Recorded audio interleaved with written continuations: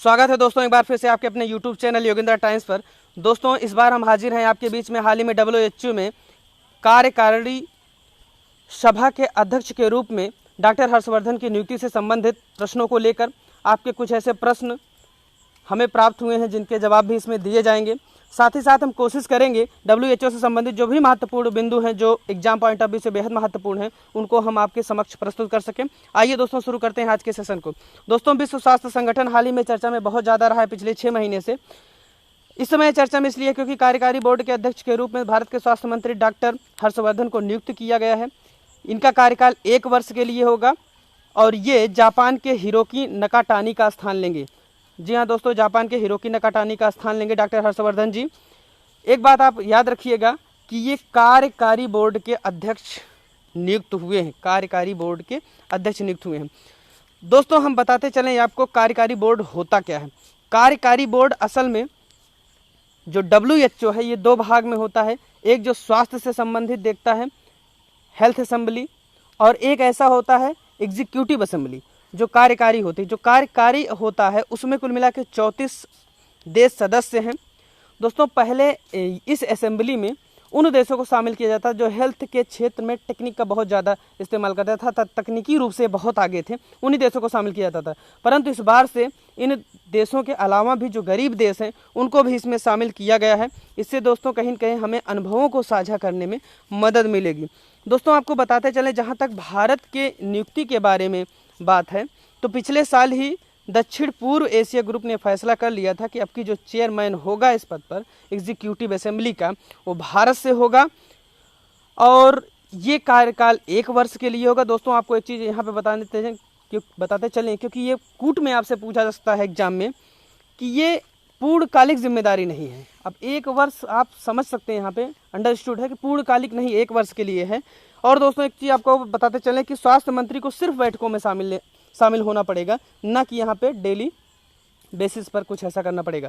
तो दोस्तों इस बात को ध्यान रखिएगा, सिर्फ बैठकों में शामिल होना पड़ेगा। और कहीं न कहीं स्वास्थ्य मंत्री जी का जब से मनोनयन यहाँ पे नियुक्ति हुई है तब से दोस्तों याद रखिएगा, दोस्तों मनोनयन दक्षिण पूर्व एशिया ग्रुप के सपोर्ट से किया जाता है, जबकि नियुक्त असेंबली ने किया है। यहाँ पर असेंबली ने अपॉइंट किया इन्हें। तो इस बात को आप ध्यान रखिएगा।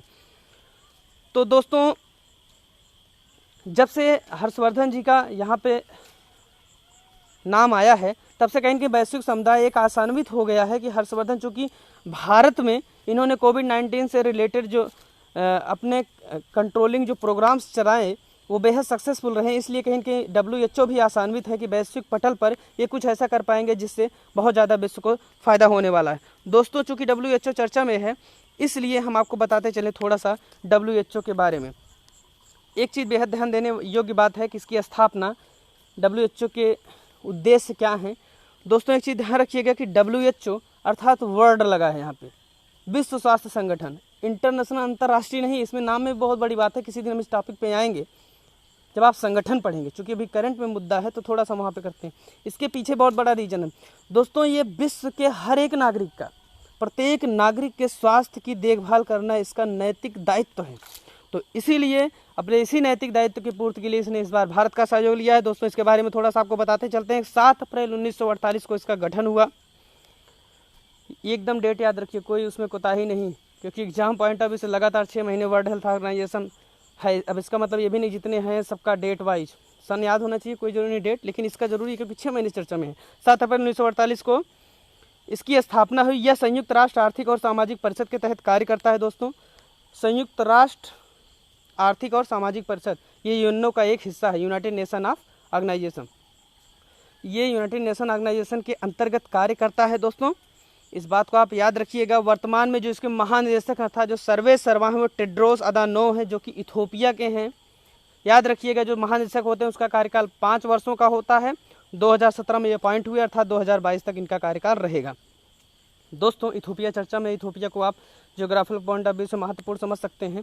इथोपिया की राजधानी आदिस अबाबा है, जहां पर अफ्रीकी यूनियन का मुख्यालय है। दोस्तों बताते चलें कि यहाँ पे उप महानिदेशक के पद पर सौम्या स्वामीनाथन नियुक्त हुई हैं, जो कि पहली भारतीय हैं जो इस पद को सुशोभित कर रहे हैं। साथ ही साथ जेन एलिसन है, ये इतने महत्वपूर्ण नहीं हैं, परंतु सौम्या स्वामीनाथन ये करंट में भी हैं और ऐसे भी सामान्यतः WHO चर्चा में आया है, तो इस समय भी चर्चा में है। कुल मिला के WHO के जो मेंबर्स हैं 194 हैं, 194 देश इसके सदस्य हैं। दोस्तों यहाँ पे एक पॉइंट और महत्वपूर्ण हो सकता है, WHO द्वारा कुछ महत्वपूर्ण प्रोग्राम्स चलाए गए हैं वैश्विक स्तर पर नागरिकों के कल्याण के लिए। तो उनमें से महत्वपूर्ण ये हैं: मलेरिया उन्मूलन कार्यक्रम 1955, सभी के लिए स्वास्थ्य 1977, HIV एड्स पर वैश्विक पहल 1986, पोलियो उन्मूलन कार्यक्रम 1988। तो दोस्तों इसी तरह के वीडियोस के लिए बने रहें हमारे साथ, लाइक शेयर सब्सक्राइब अपना सहयोग करते रहें। आप इतना ही कर सकते हैं हमारे लिए कि हमारी बातों को उन स्टूडेंट्स तक पहुंचाएं जिन तक पहुंचना चाहिए, जिन तक हम उम्मीद करते हैं कि हमारे वीडियोस पहुंच रहे होंगे या नहीं पहुंच रहे हैं तो आप पहुंचाएंगे। ये आपका कर्तव्य बनता है, आप इतना करते रहिए। आपकी सफलताओं की शुभकामना के साथ हम आशा करते हैं एक बेहतर वीडियो के साथ आपसे फिर से मुलाकात होगी, जिसमें हम एक बेहतर विकल्प आपको देंगे कि किताबों के अतिरिक्त भी आप सोशल मीडिया के माध्यम से बेहतर अनुभव प्राप्त कर सकते हैं।